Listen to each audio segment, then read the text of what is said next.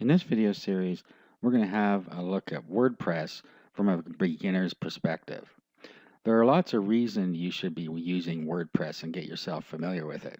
After all, it is one of the most flexible and most used platforms on the internet. And the reason for that is because it is an all-encompassing platform. You can do almost anything with it. So not only can you create blogs, but you can create entire websites, you can create squeeze pages, you can create members areas, and with the available plugins, there's almost no limit to what you can do with it.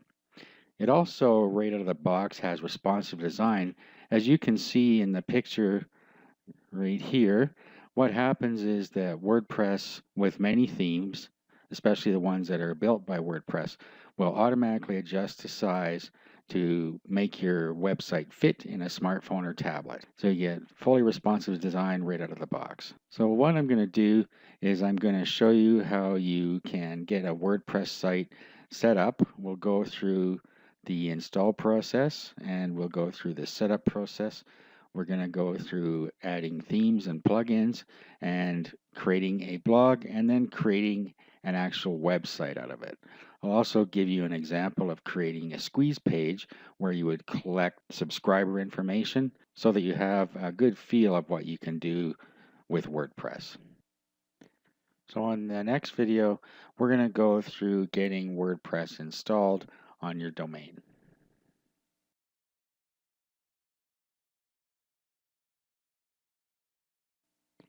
Before we install WordPress, let's go over what you need to have to install it.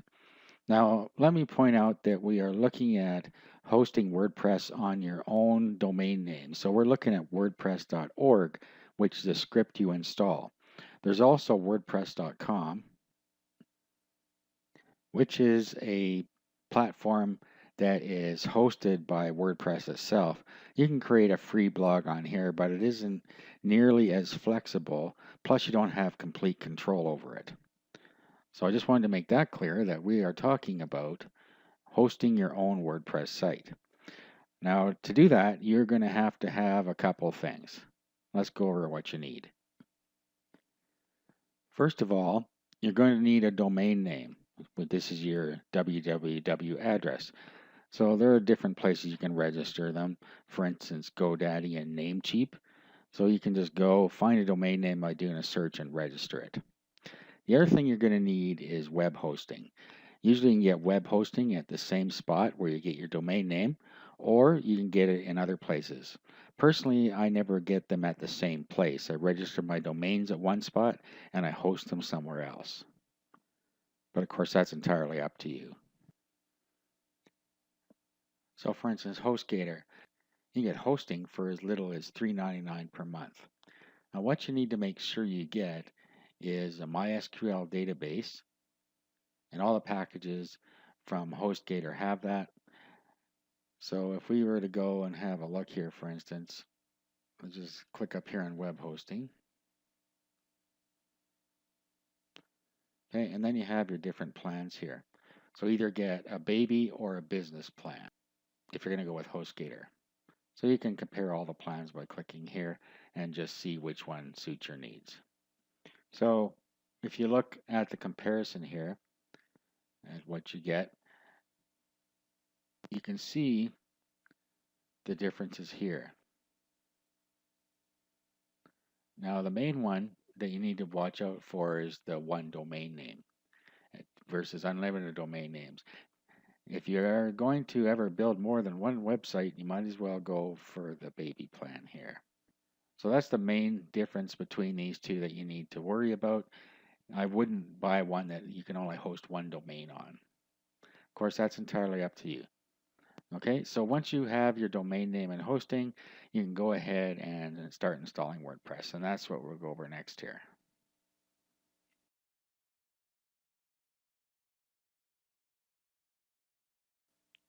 Now, there are a couple ways to install WordPress. Most hosting providers have a way that you can use an automatic installer. So you'll find something like Quick Install on some hosting providers. And then all you have to do is find WordPress along the left-hand side here. So there it is there under blog software. So you can click on that and then you can go through this wizard. So this is really straightforward. I'm not even going to demonstrate it. However, you should know how to install WordPress the manual way. Sometimes it's better to take control of the whole thing and you should know how to do it. I personally always use the manual install when I'm installing WordPress. So we're going to go over that. So all you have to do is go to wordpress.org and then download the most recent version. You'll find it over here. And then you get to the next page and you want to download the zip file.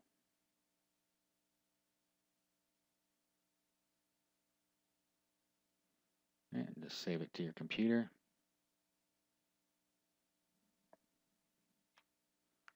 And the next thing you want to do is you want to unzip this. So if you right click here, you can use the built-in extract feature in Windows and unzip it that way. Or you can install a program called 7-Zip that you can get for free. You can just do a search for it if you want to use that.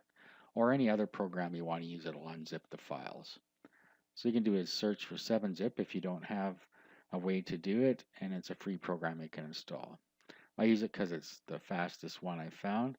So I just do extract files, click OK, and it'll extract all of WordPress right to this directory.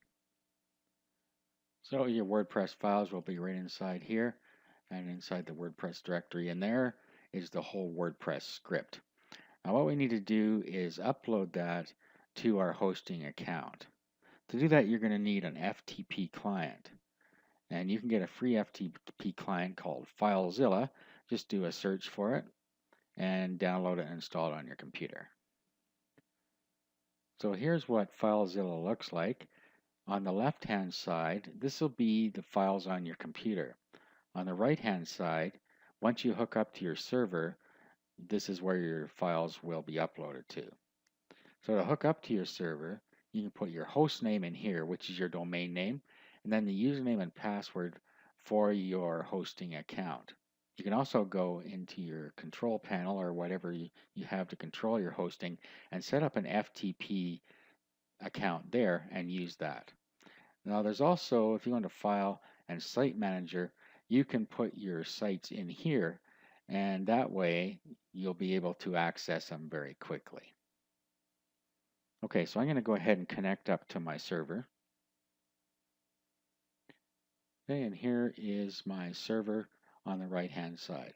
Now on this side, I need to navigate to where my WordPress files are so that I can upload them.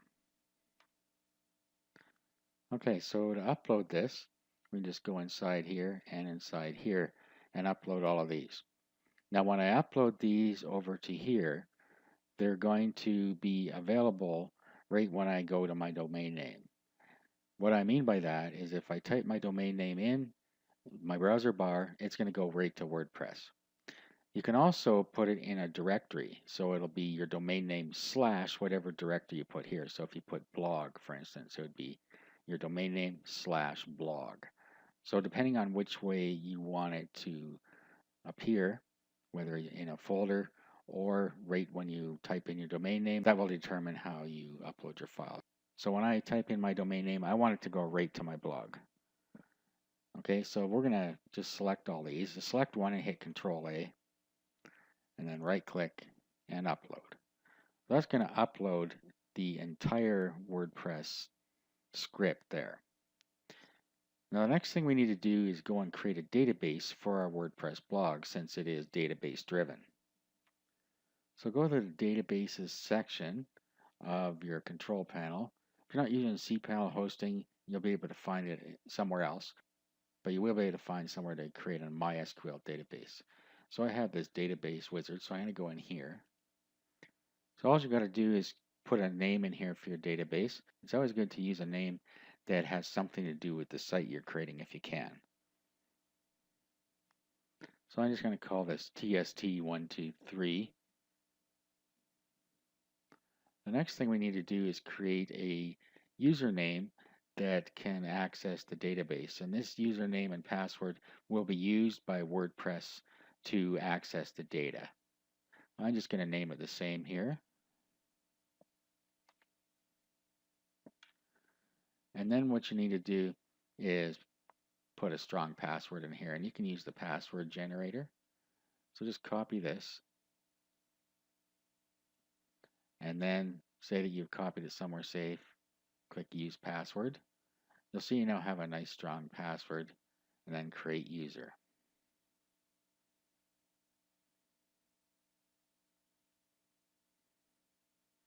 Next thing you need to do is give it all privileges, and next step.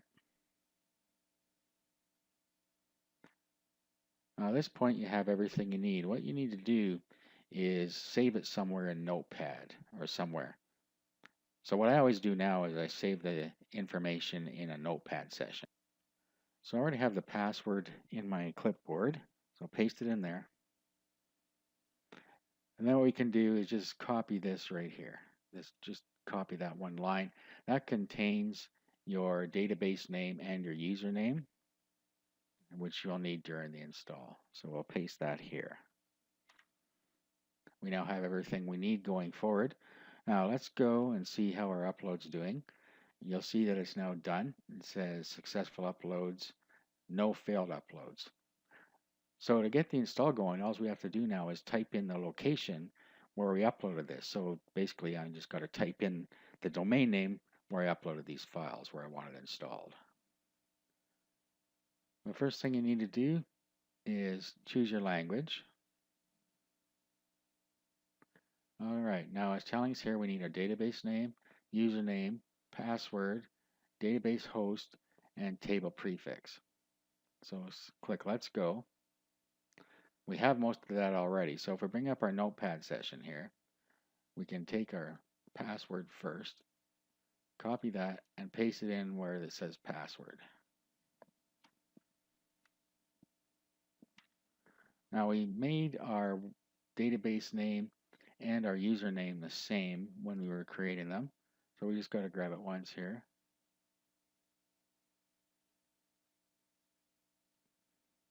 Just make sure they are the same, because one of them, I think it's the username, can't be quite as long as the database. So just make sure that they are actually the same, and then you can paste them both in here. Of course, if they're different, you need to paste them in properly here. Now, you'll see here something called database host. Most of the time this is right, but not always. So you need to go and determine what goes there.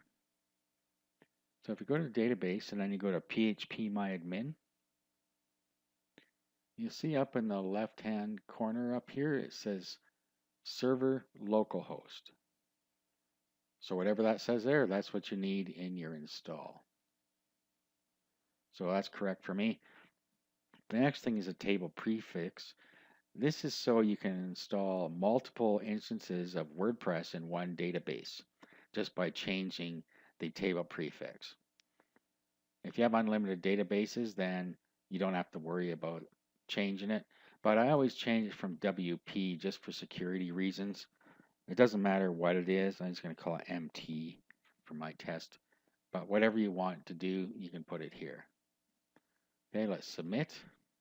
So it makes sure that everything's right at this point, and then run the install. Okay, so now we'll give it a site title.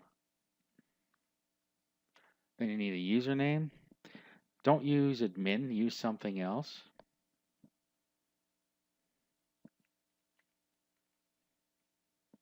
I'll use blog guy. You need to give it a password and then an email address here. Allow search engines. You can leave this on or off. If you turn it off now during the install process and setup, you're going to need to turn it on later if you want the search engines to be able to find your site. I'm just going to leave it on. So I'll fill the rest of this out and then we'll install WordPress.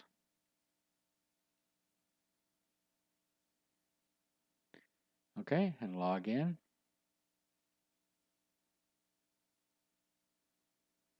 Okay, and I'm just going to have it remember me. We'll click login. And there we have it. WordPress is now installed.